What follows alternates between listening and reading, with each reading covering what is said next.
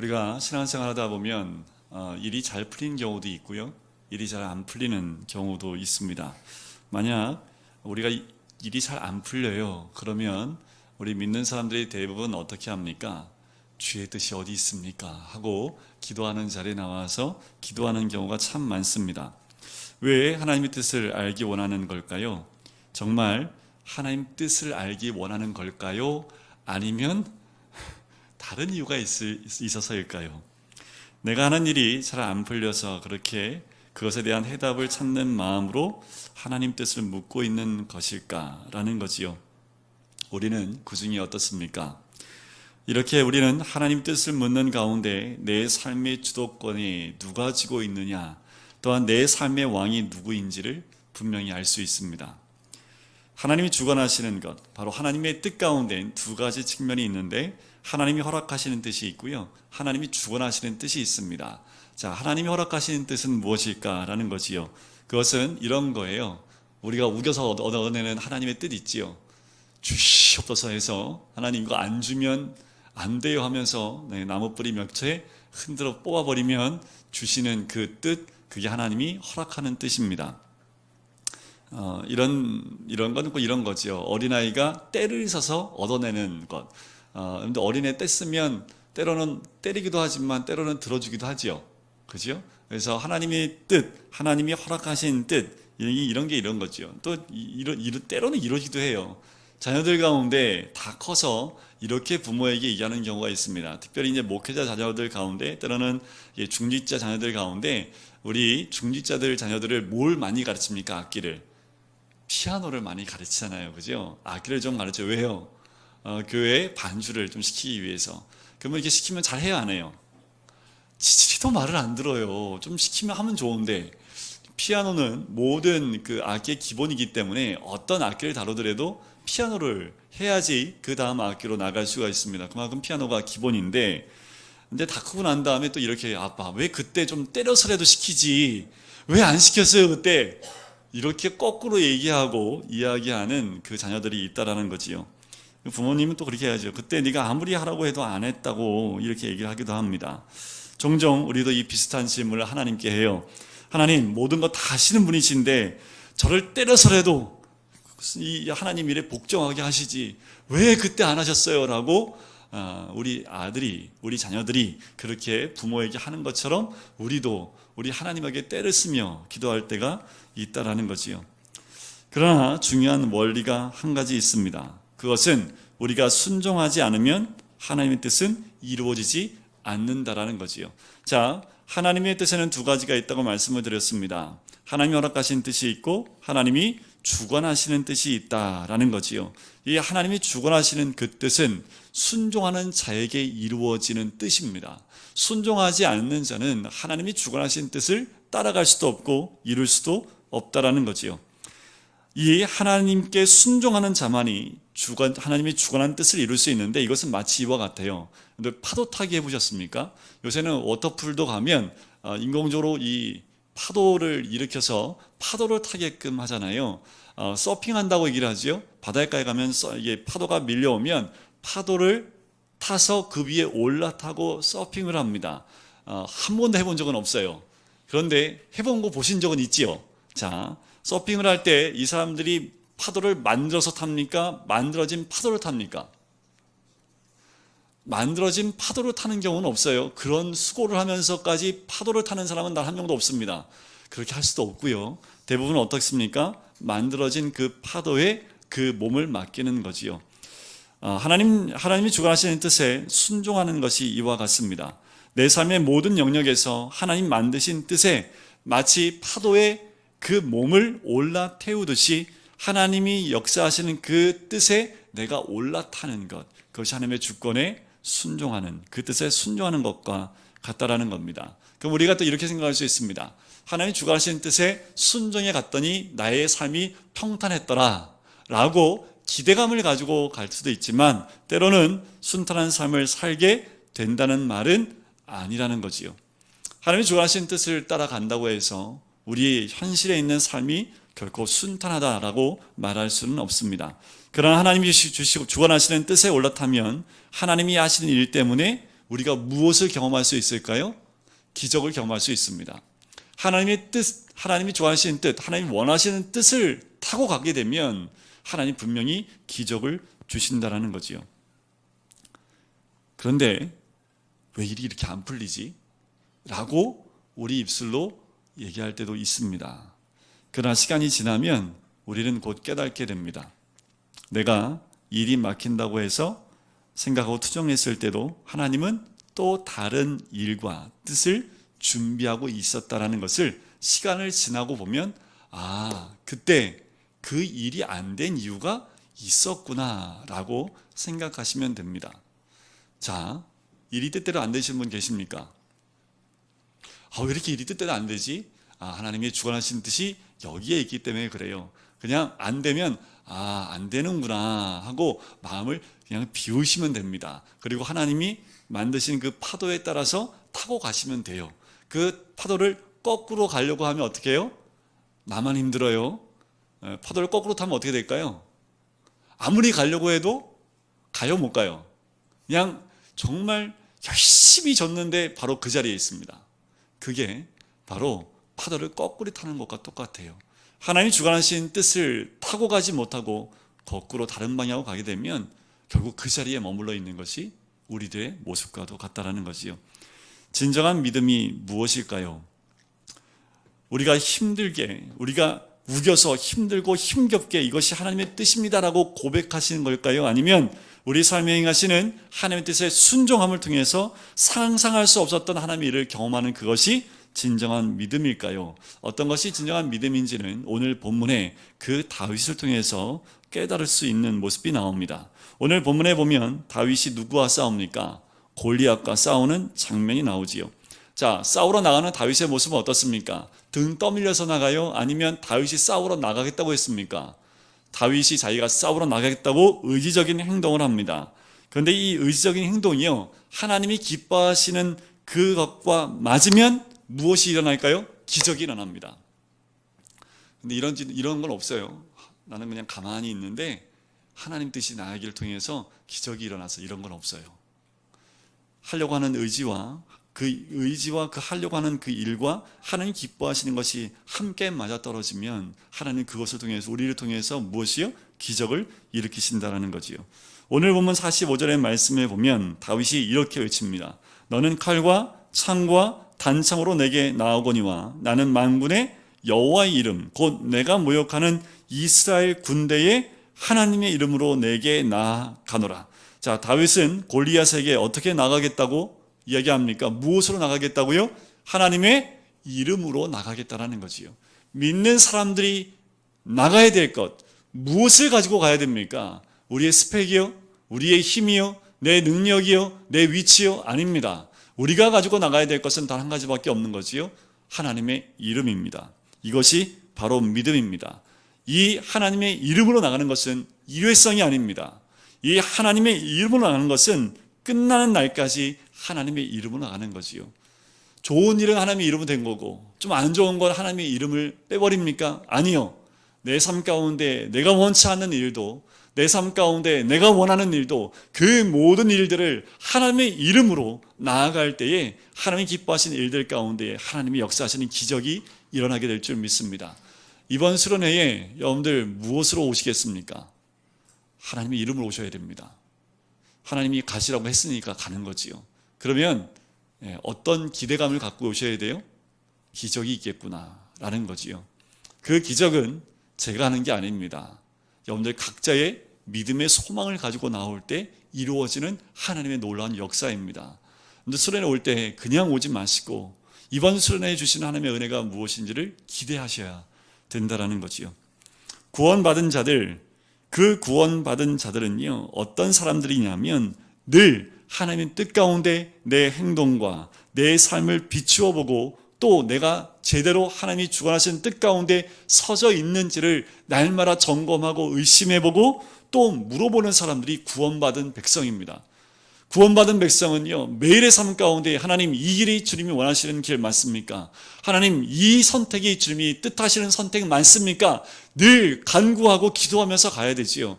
때로는 내가 원하는 그 뜻이 아니라 내가 원하는 것은 이것이지만 하나님이 원하시는 것은 이것입니다. 그래서 내 뜻을 다 접어버리고 내가 이 뜻을 향하여 갑니다. 그런데 하나님 이 뜻을 선택했더니 내 모든 것을 포기해야 됩니다. 라고 할 때도 있다라는 거지요. 하지만 우리가 그 순간에도 더 기도해야 될 것은 하나님 뜻이라면 제가 그 길로 가겠습니다. 하나님 이것이 하나님의 뜻이라면 내 모든 것 다 내려놓고 내 모든 소유 다 내려놓고 내 생각 다 내려놓고 그 길로 가겠습니다. 라고 가는 거지요. 그 사람이 이룰 수 있는 것이 무엇이냐면 하나님 나라입니다. 하나님 나라를 이루는 사람은 구원받은 백성이 이루는 거지요. 구원받은 백성은 어떤 사람들이라고요? 날마다 하나님의 뜻이 무엇인지를 구하며 또 의심해보고 또 물어보고 또 두들기면서 그 뜻을 따라 가는 사람들입니다. 하나님의 뜻을 따라 살아가는 사람의 특징이 무엇입니까? 그 사람은 하나님의 이름으로 하나님의 영광을 나타내는 사람이라는 거지요. 마찬가지로요, 진정한 예배가 어떤 예배일까요? 이 예배를 통해서 누구의 영광이 드러날 때요? 하나님의 영광이 드러날 때입니다. 내 영광도 아닙니다. 사람의 영광도 아닙니다. 우리가 모인 이유가 뭐예요? 하나님의 영광을 위해서 모였다라는 거지요. 그것 외에는 다른 것 없습니다. 우리 예배가 진정한 예배가 되기 위해선 이곳엔 하나님의 영광만이 드러나야 된다라는 거지요. 믿음의 삶은 하나님의 이름으로 살아가는 것입니다. 구원받았으니 내 뜻대로 살겠다라는 것은 믿음과 아무런 상관이 없는 거지요. 하나님 믿는 사람은요, 인격적이셔야 됩니다. 하나님 믿는 사람은요, 절대로 비윤리적이거나 비도덕적이어서는 안 됩니다. 왜냐하면 하나님은 어떤 하나님이에요? 인격적인 하나님이기 때문에 그렇습니다. 예수 믿는 사람은 더욱 공중도덕을 잘 지켜야 됩니다. 예수 믿는 사람은 언어에도 예의 바른 언어를 써야 됩니다. 예수 믿는 사람은 그 삶 가운데 인격적인 행동과 말과 그 모습들이 나와야 된다는 거지요. 우리 하나님의 이름을 믿는 믿음을 가졌다면 우리 안에서 참다운 하나님의 영광이 드러나야 돼요. 어느 순간에요? 모든 순간에 그렇지요. 우리 46절, 47절 말씀을 다시 한번 읽어보겠습니다. 읽겠습니다. 시작. 오늘 여호와께서 너를 내 손에 넘기시리니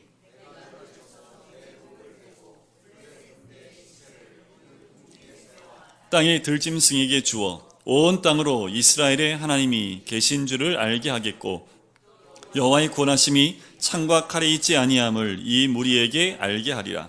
전쟁은 여호와께 속한 것인즉 그가 너희를 우리 손에 넘기시리라. 멋있잖아요.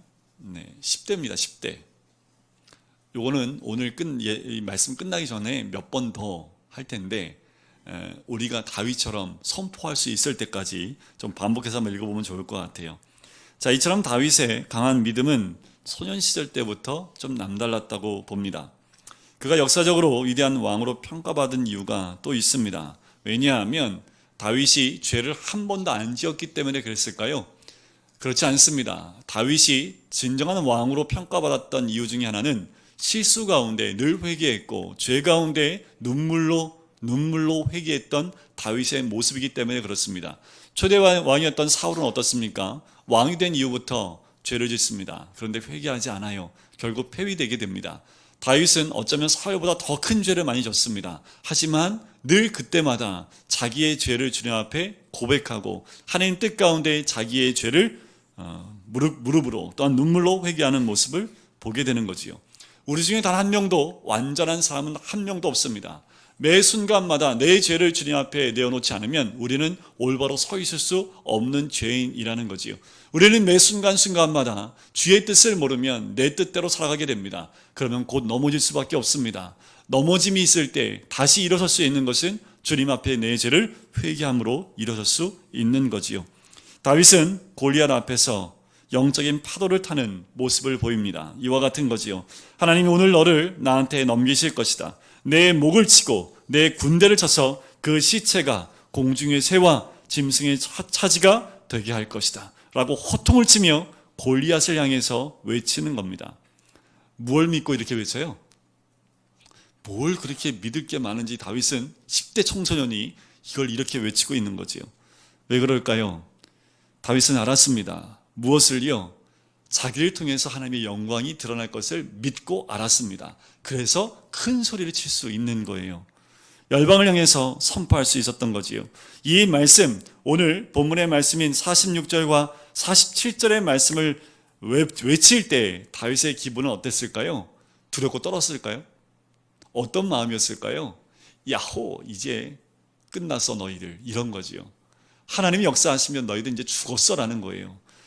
다윗의 마음 가운데 하나님이 이루실 그 일에 기대감으로 꽉 차서 그 기대감으로 선포하기 시작을 하는 겁니다. 하나님이 일하실 때가 됐고 이 모든 역사는 하나님을 통해서 이루실 것을 믿었기 때문에 다윗은 그 입술을 통해서 뭐만 인정하면 돼요? 하나님만 인정하면 됩니다. 다윗은 그 눈을 열었다라는 거지요. 그 눈이 있었고 하나님의 뜻을 보았기 때문에 담대하게 외칠 수 있었다라는 겁니다.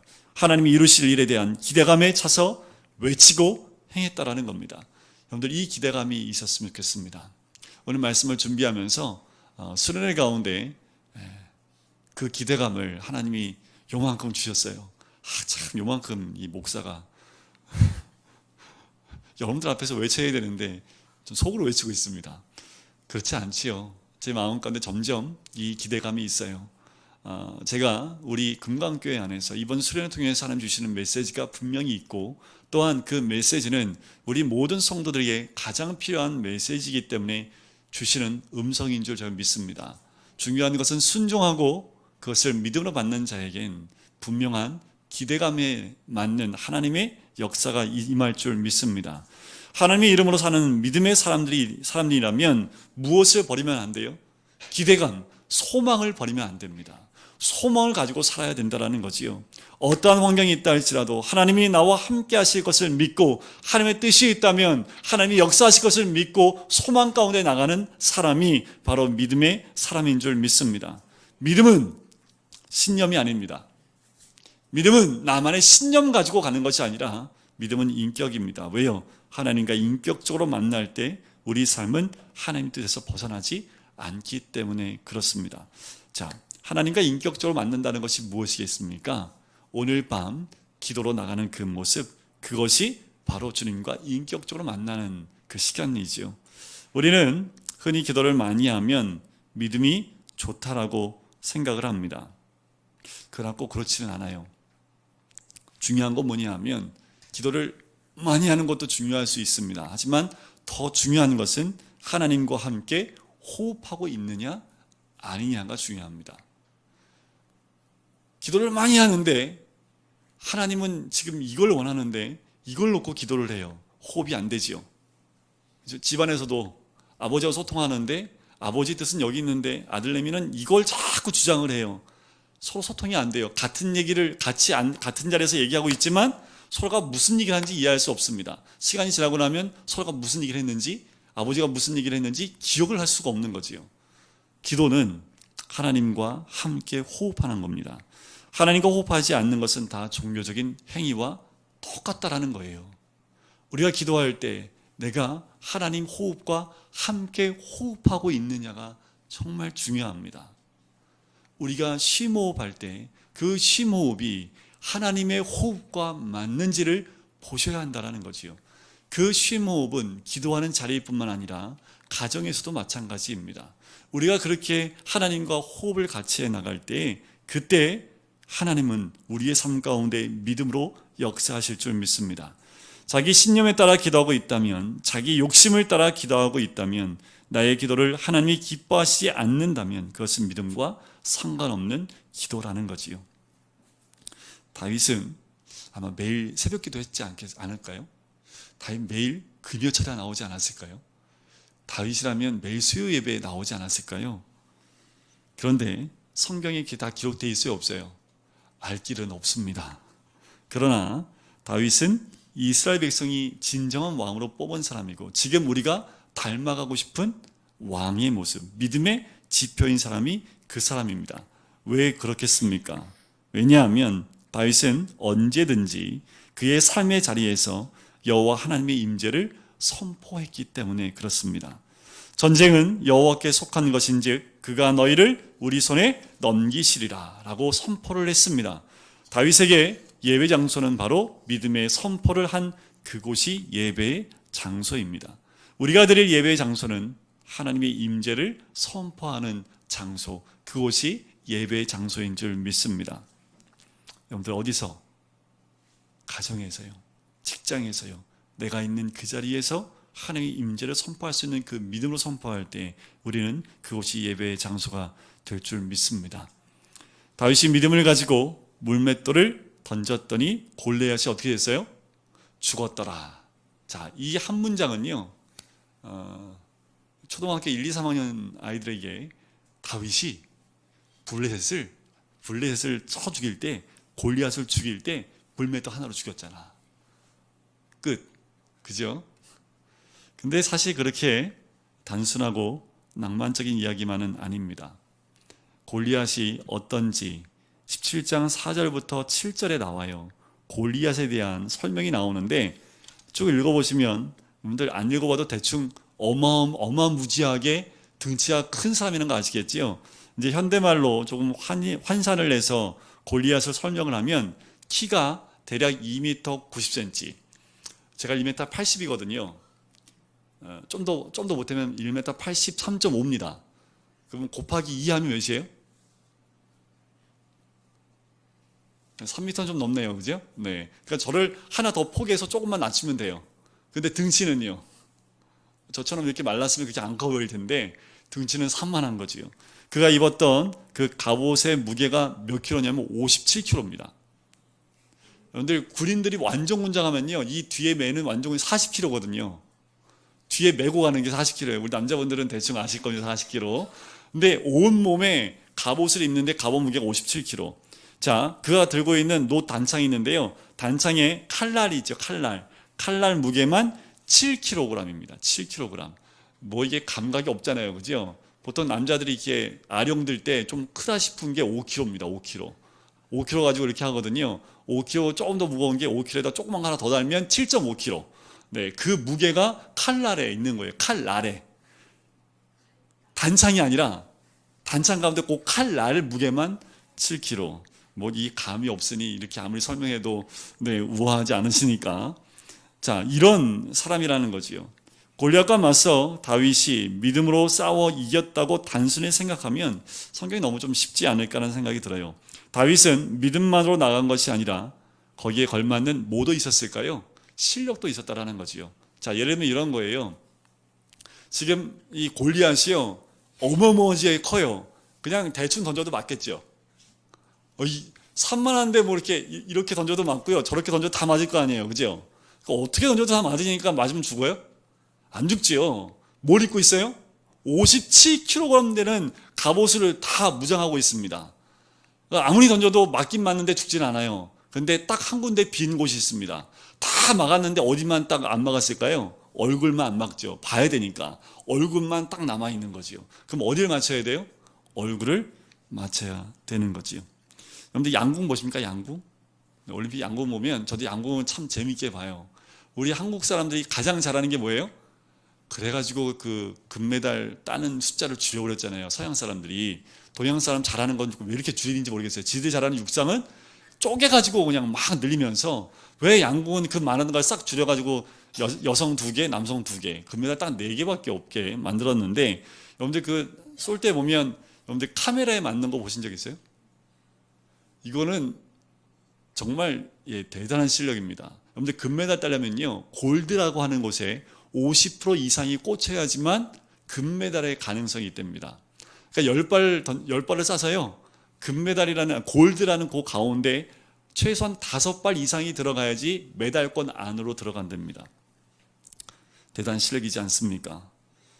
그럼 다윗이 물맷돌을 던져서 그 골드 그 타겟에 맞추려면 어마무지한 실력이라는 거지요. 웬만한 실력으로는 그 돌멩이를 사람 얼굴에, 그것도 이마에 정확하게 맞춘다는 것은 불가능하다라는 겁니다. 그러니까 얼굴을 맞출 수 있는 다윗의 그 실력이 어느 정도인지 아시겠지요? 어느 정도의 실력을 갖고 있기에 단 한 번에 그 골리앗의 이마를 정확하게 맞힐 수 있냐라는 거지요. 그 상황은 이미 17장 40절에 보면 그 블레셋 사람을 치기 위해서 손에 막대기를 가지고 시내에서 매끄러운 돌 5을 골라서 자기 목자의 제구 곧 주머니에 넣고 손에 물매를 가지고 블레셋 사람에게로 나아가니라. 그 다음에 말씀을 보면 블레셋 사람이 일어나 다윗에게로 마주 가까이 올 때에 다윗이 블레셋 사람을 향하여 빨리 달리며 48절과 49절인데요. 빨리 달리며 손을 주머니에 넣어 돌을 가지고 물매로 던져 블레셋 사람의 이마를 치매 돌이 그의 이마에 박히니 땅에 엎드러지니라. 48절과 49절 말씀인데 다윗은 그냥 가만히 서서 오고 있는 골리앗을 맞힌 게 아닙니다. 그는 골리앗을 향하여 힘차게 달리며 돌을 던져요. 다윗의 물맷돌을 다루는 그 실력이 어느 정도인지 짐작할 수 있는 말씀이 있습니다.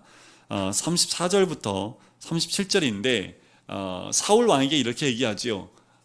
내가 나가서 싸우겠습니다 했더니 네가 뭘로 싸울래? 했을 때 다윗이 자기가 양을 치면서 있었던 모든 이야기를 다 이야기를 합니다.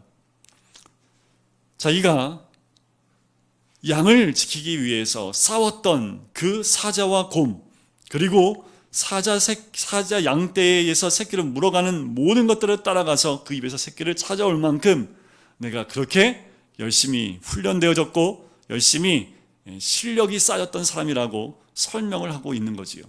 다윗이 싸울 때마다 누가 도우신 거예요? 하나님이 도우신 거지요. 한 가지 그런데 다윗은 이 싸움을 하면서 뭐가 늘어난 걸까요? 싸움의 실력이 점점 늘어가기 시작했다라는 거지요. 다윗에게 이 같은 실력이 있었기 때문에 전쟁에 나가서 하나님, 전쟁은 하나님께 속한 것입니다. 제가 지금까지 쌓았던 실력이 있는데 이 실력을 가지고 나가서 싸우겠습니다 라고 기도할 수 있었다는 겁니다. 아무것도 없어. 주님 도와주시면 가능합니다. 때로는 이런 기도에 하나님 응답하실 수 있지만 성경 어디를 봐도 아무 능력 없는데 아무것도 안 했는데 기도 하나만으로 승리하는 경우는 거의 없습니다. 다윗의 그 실력이 있기에 하나님은 그곳에 함께 역사하실 수 있다라는 겁니다. 그렇다면 이제 믿음에 대한 다시 한번 정의를 낼 필요가 있겠지요. 하나님의 사람으로서 실력을 갖춘 우리를 통해 하나님이 역사하시는 것, 그것이 바로 믿는 자의 모습입니다. 우리가 예수를 믿는다는 그 하나만으로 아무것도 하지 않는 것 아니라는 거지요. 우리 아이들이 예수를 믿는다면 더 어떻게 해야 됩니까? 열심히 공부해야지요. 이 아이들이 더 열심히 공부하고 실력을 쌓아서 하나님이 쓰시고자 할 때 하나님 제가 가겠습니다 라고 당당히 말할 수 있는 그 실력을 갖출 때에 이 아이들이 다윗이 될 수 있는 거예요. 우리는 흔히 저는 좀 부족하지만 하나님이 이 일을 할 수 있도록 도와주세요 라고 기도하기도 하지만 우리는 날마다 삶 가운데 우리의 삶의 실력을 쌓아 나가야 되는 것은 정말 중요한 겁니다. 다윗이 골리앗을 쓰러뜨렸던 17장 말씀을 보면 이런 거지요. 우리는 싸움에서 이긴 기적에 주목할 것이 아니라 실력을 쌓기 위해 자신을 훈련한 다윗의 믿음의 실력에 주목해야 될 필요가 있다라는 겁니다. 싸움이 있기 훨씬 전부터 하나님은 벌판에서 양을 치는 다윗을 훈련했다라는 거지요. 준비된 자에게 강력한 믿음이 더해질 때 하나님의 역사가 일어납니다. 여러분들 준비하고 계십니까? 무엇을 준비하고 계십니까? 내가 현재 살고 있는 나의 일, 나에게 주어진 모든 일들에 최선을 다하여 실력을 쌓는 것, 그것이 바로 우리가 마지막 때에 주님이 믿음이 우리에게 더해질 때 하나님의 역사가 우리 삶 가운데 일어나게 될 줄 믿습니다. 하나님은 우리 삶에 하나님의 역사를 펼칠 계획을 가지고 계셔요. 우리 모든 한 사람 한 사람을 통해서 하나님의 역사를 이루시기 위해서 그렇게 준비하고 계십니다. 그럼 우리는 지금 무엇을 하고 있으면 돼요? 준비할 만큼 실력을 쌓고 계시면 됩니다. 다윗은 무엇을 했다고요? 사자하고 싸웠다니까요. 곰하고 끝없이 싸웠다니까요. 여러분들 지금 싸우고 계시지 않습니까? 지금의 삶의 여러 가지 굴곡 가운데 열심히 싸우고 계시지 않아요? 쓰러지지 마십시오. 거기서 이겨서 실력을 쌓아놓고 나면 하나님이 진정 쓰려고 하는 큰일 가운데 그 모든 것이 실력이 됩니다. 무엇을 준비하고 계십니까? 어떤 것을 준비하고 계십니까? 준비하셔야 됩니다. 기도로 준비하셔야 되고 말씀으로 준비하셔야 됩니다. 걱정하지 마세요. 말씀은 내년도에 아주 그냥 신물나도록 제가 그냥 다 집어넣어 드릴 테니까. 근데 중요한 것은 내 개인의 실력입니다. 넘어지지 마시고 사자를 보고 도망가지 마시고 곰을 보고 화들짝 놀라지 마세요. 우리 삶의 목표는 어디에 있습니까? 골리앗입니다. 사자와 곰은 훈련하기 위해서 주님 주신 거예요. 지금 우리가 겪고 있는 그 어려움과 고난들은 하나님이 우리를 실력을 쌓게 하기 위해서 주시는 훈련 과정이라고 보시면 돼요. 그러면 하나님이 우리를 넘어뜨리려고 주신 거예요? 아니면 훈련시켜서 업그레이드 시키려고 하시는 겁니까? 업그레이드 하십시오. 지금의 우리에게 당하는 모든 고난은 다 업그레이드용입니다. 그러니까 이미 결정 났잖아요. 그죠? 안 났어요? 네. 이미 하나님은 업그레이드 시키려고 결정을 하셨기 때문에 우리는 뭐 하기만 하면 돼요? 그냥 가면 됩니다. 그냥 믿고 가면 우리의 실력은 업그레이드 될 줄 믿습니다. 믿음과 믿음대로 살아가는 실력을 갖추도록 가르쳐야 됩니다. 우리 모든 아이들에게 우리 부모가 그 모습을 보여줘야 된다는 거지요. 무엇으로 준비해야 될지 우리 각자의 삶 가운데 사람마다 다 달라요. 어떤 분은 질병을 통해서 훈련할 수도 있고요. 어떤 분은 삶의 어려운 경제적인 어려운 것으로 훈련할 수 있습니다. 근데 또 이렇게 물어봐요. 언제까지입니까? 그 훈련이. 골리앗이 나올 때까지요. 우리의 믿음이 그것을 넉넉히 이길 때까지 그 훈련은 계속돼야 됩니다. 그리고 어느 순간 그 훈련으로 통해서 우리는 하나님이 원하시는 그 자리로 나갈 수 있을 줄 믿습니다. 자, 마지막 한 가지만 더 보고 우리 같이 기도할 텐데요. 물맷돌입니다. 하나님이 뭘 쓰셨다고요? 칼과 단창을 쓰셨습니까? 아니면 돌멩이 하나를 쓰셨습니까? 돌멩이 하나를 쓰셨다라는 거지요. 골리앗은 창과 검과 방패를 가지고 나옵니다. 하지만 하나님이 쓰시는 것은 단 한 가지의 물맷돌이었다라는 거지요. 열심히 기도하고 믿음의 실력을 쌓되 하나님이 사용하시는 물맷돌이 되어야 한다라는 거지요. 우리가 가진 실력은 하나님의 역사를 일으키지 못할 수도 있습니다. 그러나 한차기 그지없는 아주 작은 물맷돌 하나가 하나님이 사용하시고자 하면 놀라운 역사를 일으키신다라는 거지요. 멋있는 칼로 그걸로 이겼으면 더 멋지지 않았을까요? 생각해 보세요. 사울이 줬던 그 칼을 가지고 나가서 그냥 칼을 몇 번 쫙, 한 번, 세 번, 네 번 다 부딪히고 그냥 칼로 쫙 해서 이겼으면 더 멋있지 않았을까요? 근데 하나님 그 방법 안 쓰신다라는 거죠. 근데 칼 갈고 계십니까? 칼 갈고 계세요? 하나님 뭐 쓰신다고요? 물맷돌 쓰신다니까요. 우리가 생각하기에 정말 하찮은 것 같아요. 정말 하찮은 것 같은데 전쟁터에 돌 갖고 나간다면 사람들이 웃지 않겠습니까? 그죠? 그런데 다윗이 뭐 갖고 나갔어요? 칼 주고 다 줬는데 다 버려버렸습니다. 그리고 모든 사람들이 보기에 정말 하찮아 보이는 돌멩이 하나를 들고 나갔다라는 거지요. 하지만 그 하찮은 돌멩이 하나로 하나님은 승리를 주셨다라는 겁니다. 우리에게 물맷돌이 무엇입니까? 여러분들, 우리가 물맷돌이 돼야 되지요. 또한 우리 손에 물맷돌이 있어야 됩니다. 한 가지 말씀드리고 같이 기도할게요. 한 목사님이요, 이제 집회를 하기 위해서 비행기를 자주 타고 다니시는 목사님이 계셨습니다. 목사님이 이제 타고 가시는데 옆에 이제 외국 사람이 앉아 있었대요. 근데 하나님 마음에 강한 마음 주시는데 그에게 복음을 전하라라는 마음을 주셨대요. 근데 이 목사님이 피곤도 하고 한국 사람도 아니고 외국 사람인데 그리고 그냥 자버렸대요. 그리고 다음에 또 이제 비행기를 타고 갈 일이 있어서 비행기를 타고 가는데 또 바로 옆에 한 영국 신사가 앉아 있는데 그 마음에 또 이런 마음을 주시는 거예요. 강한 마음으로 그에게 복음을 전하라라는 마음을 주셨답니다. 그래서 너무나 강력한 마음이어서 그냥 이렇게 얘기를 했대요. 죄송하지만 하나님께서 당신에게 말씀하라고 하십니다. 근데 그 말을 딱 했더니 영국 사람이 눈물을 펑펑 흘리기 시작하더래요. 이 목사님이 깜짝 놀란 거예요. 이 목사님이 그냥 단지 하나님께서 당신에게 말씀 좀 하라고 합니다. 근데 이 말을 했는데 내 얘기를 들어봤더니 이 영국 신사가 사업을 사업 굉장히 큰 사업을 하다가 쫄딱 망한 거예요. 다 망하고 이제 가진 거 하나도 없고 이제 비행기를 타고 돌아가서 하려고 결심을 했는데 마지막 하나가 뭐냐면 어렸을 때 교회를 다녔던 것이 기억이 나더래요. 그러면서 제가 돌아가면 자살할 텐데 혹시 하나님이 나를 기억하고 있다는 것을 내가 알게 되면 하나님 다시 시작해 보겠습니다 라는 마음으로 비행기를 탔는데 옆에 있는 동양 사람이 갑자기 하나님이 당신에게 말씀을 전해. 그러니까 이분이 그 말을 듣고요 눈물을 펑펑 흘렸대요. 이 목사님이 회개하기 시작을 했습니다. 그럼 여태까지 비행기를 타고 오가면서 하나님 주셨던 그 모든 영혼들, 그 영혼에 대한 회개를 하기 시작했다라는 거지요. 이건 간증이 아니라 뭘 말씀드리고 싶었냐 하면 이 목사님의 물맷돌이 뭐였을까요? 영어예요, 영어. 그분이 영어를 얼마나 잘했겠습니까? 그렇죠? 그런데 소통할 수 있는 자기가 영어를 잘 못한대요. 그런데 옆에 있는 사람에게 말을 걸 정도의 영어 실력은 됐던 거지요. 그러니까 그게 너무 힘들어서 안 했는데 한마디 했더니 역사가 일어난 거지요. 그런데 이와 같습니다. 내 삶 가운데 영어하기 싫어 하는 그 영어가 때로는 물맷돌이 되어서 하나님이 쓰시는 도구가 될 수 있다는 거지요.